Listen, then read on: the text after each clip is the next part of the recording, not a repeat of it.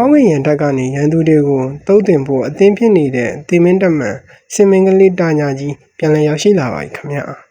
ဇလန်းအစာဖြူစင်သောတမန်တော်ရုပ်ရှင်မှာဆူတောင်းနေတဲ့ကလေးငယ်တယောက်ဟာတာညာဖြစ်နေတယ်ဘသူမှမသိတာဟာသူ့အထာကိုအပြောပြက်လုပ်နေတာဖြစ်ပြီးတနက်ကိုထုတ်ပြီးရုပ်ထုကိုပြစ်ခဲ့ပြီးနောက်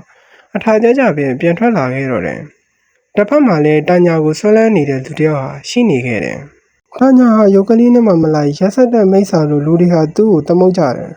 အခုလည်းရှေ့တန်းထွက်မဲ့လူတွေကိုစိတ်သက်မြင့်တင်ရတဲ့မိကွန်းပြောနေတာဖြစ်ပြီး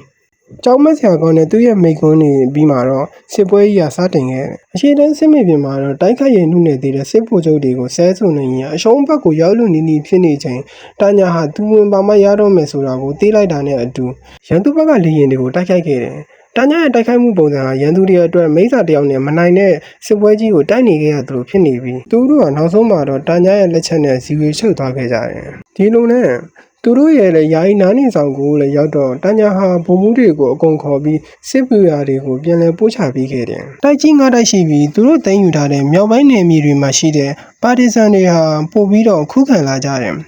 တောင်ပိုင်းမှာတော့လွတ်လပ်ရေးသမ္မတနိုင်ငံလို့ပြောနေကြတဲ့လူတွေနဲ့နေ့တိုင်းစစ်ဖြစ်နေခဲ့ကြတယ်ဒီအကြောင်းအရာတွေကိုညီလာခံမှာလူကြီးတွေဟာဆွေးနွေးနေကြတယ်။တာညာတယောက်စိတ်ညစ်ညစ်နဲ့အပြင်ကိုထွက်လာပြီးနှင်းတွေကိုငေးမောကြည့်ရာကနေတယောက်တည်းအတွင်းနဲ့ချင်းနေမိတဲ့အခါ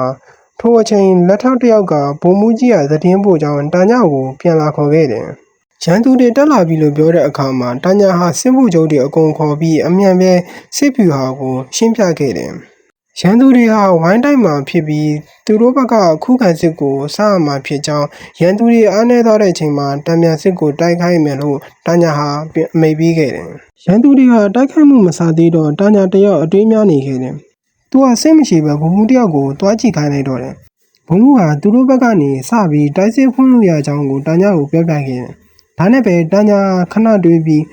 တိုက်စစ်ကိုစတင်ဖွင့်มาတော့တယ်သူတို့ထင်တာတလို့ပဲတိတ်မကြပဲပြည်တော်စုဘက်ကစီရေးမလုံလောက်တော့စစ်ရှုံးသွားခဲ့ကြတယ်